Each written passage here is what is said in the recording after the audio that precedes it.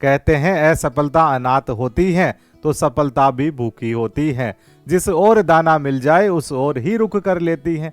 ऐसा ही हाल है competition exam देकर परीक्षा पास करने वाले बहुत से स्टूडेंट्स और कोचिंग संस्थानों का।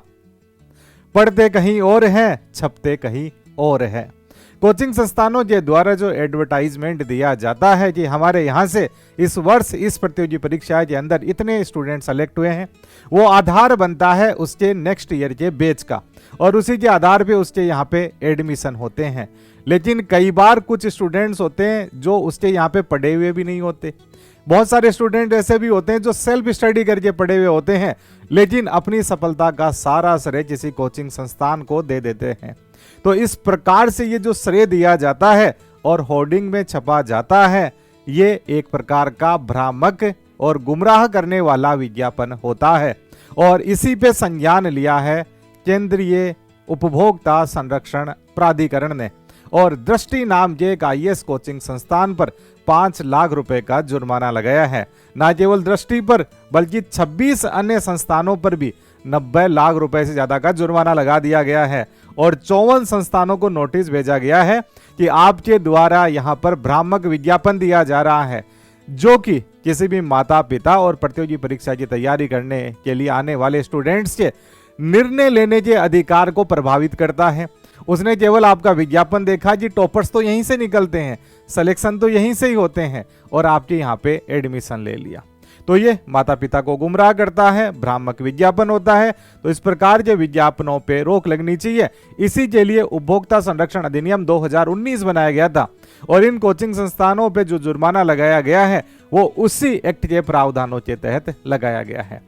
फिर वो क्या कारण होते हैं जिस कारणों से इस प्रकार से विज्ञापन दिए जाते हैं, और बहुत सारे सफल स्टूडेंट होते हैं वो इस प्रकार से कोचिंग संस्थानों की तरफ आकर्षित हो जाते हैं। कोचिंग इंडस्ट्री वर्तमान में सर्विस सेक्टर में बड़ी तेजी से बढ़ता हुआ आधार है, और यहाँ पे बड़ा पैसा भी जनरेट होता है।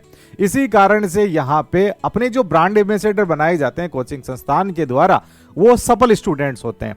क्योंकि प्रतियोगी परीक्षा की तैयारी करने के लिए जो भी स्टूडेंट आएगा वो ऑलरेडी देखेगा कि इस कोचिंग संस्थान के अंदर ये बच्चे पढ़े हुए थे और इनका सिलेक्शन हो गया, तो भविष्य के अंदर मेरा भी सिलेक्शन केवल यहीं पर पढ़कर होगा, तो वो वहां पे जाके सीधा एडमिशन ले लेता है। तो कोचिंग संस्थान के द्वारा मार्केटिंग करना, एडवर्टीजमेंट करना, ये उसका अधिकार होता है, उसकी मार्केटिंग पॉलिसीज होती है। लेकिन दिक्कत तब आती है जब उनके द्वारा भ्रामक प्रचार कर दिया जाता है। स्टूडेंट आपका था ही नहीं, आपके यहाँ पे पढ़ा भी नहीं था, किसी पर्टिकुलर कोई प्रोग्राम के अंदर आ गया था, तो आपने उसको अपना स्टूडेंट बना लिया। कई बार कोचिंग संस्थान स्टूडेंट सफल हो जाता है, उसके बाद में उसकी रैंक देखते हैं कि टॉपर कौन है, सेकंड कौन, थर्ड कौन रहा, टॉप 10 में कौन रहा, टॉप 100 में कौन रहा। उसके बाद में उन स्टूडेंट से संपर्क किया जाता है और उनको अपना स्टूडेंट बना लिया जाता है, और उसके एवज के अंदर उन्हें बहुत सारे गिफ्ट दिए जाते हैं। कई बार उन्हें बहुत सी गाड़ियां दी जाती हैं, उन्हें विदेश की ट्रिप करवाई जाती है, पैसे भी दे दिए जाते हैं। और ये आज से नहीं, बरसों से चला आ रहा एक अपने आप में मार्केटिंग टैक्टिक्स है। बाद के अंदर जब नए बैच बनाए जाते हैं तो स्टूडेंट आते हैं, तो सेमिनार करने के लिए भी सिलेक्टेड चेहरा जरूरी होता है, क्योंकि अगर कोई व्यक्ति जो सेलेक्ट नहीं हुआ है उसके द्वारा अगर जो स्टूडेंट एडमिशन लेने के लिए आए हुए हैं उनको बताया जाए कि ऐसे ऐसे सिलेक्शन होता है, तो सबसे बड़ा सवाल खड़ा हो जाता है कि आपके द्वारा ये बताया तो जा रहा है, लेकिन आपका खुद का तो सिलेक्शन हुआ ही नहीं। तो ये बड़ी चुनौती आ जाती है। और जब कोई सिलेक्टेड स्टूडेंट कहता है कि मैंने इस प्रकार से पढ़ाई की, मेरे द्वारा इस कोचिंग में पढ़ा गया था, उसके बाद में जो ट्रस्ट जनरेट होता है वो बड़ी तेजी से होता है, और उसकी बॉन्डिंग बेहतर होती है, और जो एडमिशन कन्वर्जन होता है वो ज्यादा हो जाता है। इसलिए कोचिंग संस्थानों के द्वारा इस प्रकार की टैक्टिक्स को अपनाया जाता है। बहुत बार तो ऐसा भी देखा जाता है कि एक स्टूडेंट 10-10 कोचिंग संस्थानों का स्टूडेंट हो जाता है।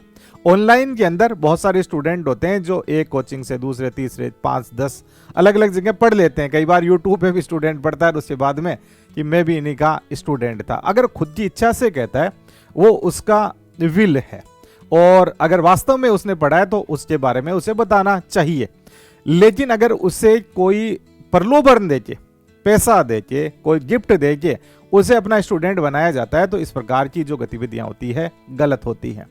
जब हम लोग सफल स्टूडेंट का एस्पेक्ट देखते हैं तो कोई भी व्यक्ति सफल हो जाता है, उसके बाद में वो भी अपने आप को पॉपुलर करना चाहता है। तो वो उन कोचिंग संस्थानों से जुड़ने का प्रयास करता है जो ऑलरेडी पॉपुलर हैं।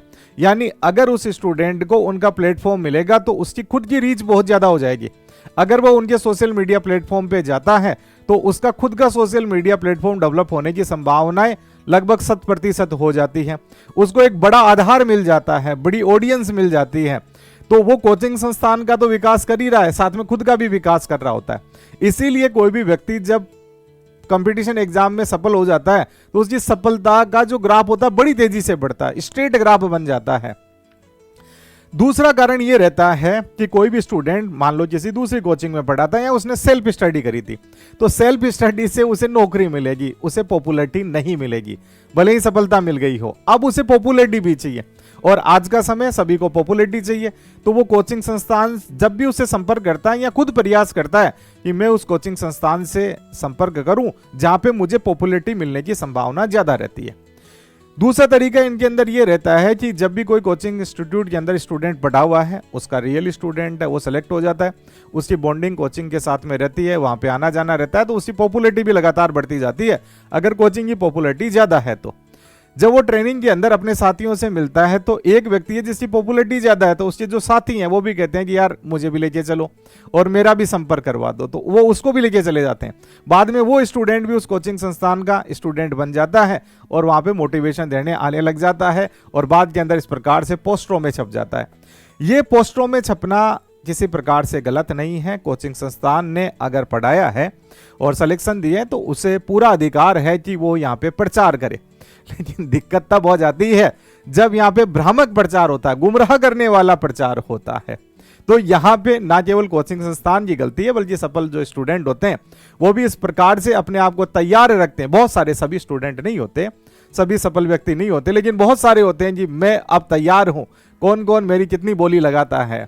और अलग अलग इंस्टीट्यूट के द्वारा उनको अलग अलग प्रकार के जो पक्ष दिए जाते हैं, प्रलोभन दिए जाते हैं, उस पर आधार पे उनके द्वारा उन्हीं की ही बढ़ाई कर दी जाती है और ज्यादातर स्टूडेंट से द्वारा उन्हीं प्लेटफॉर्म को चुना जाता है जो ऑलरेडी एस्टैब्लिश हैं ताकि उनकी भी ग्रोथ और ज्यादा हो सके।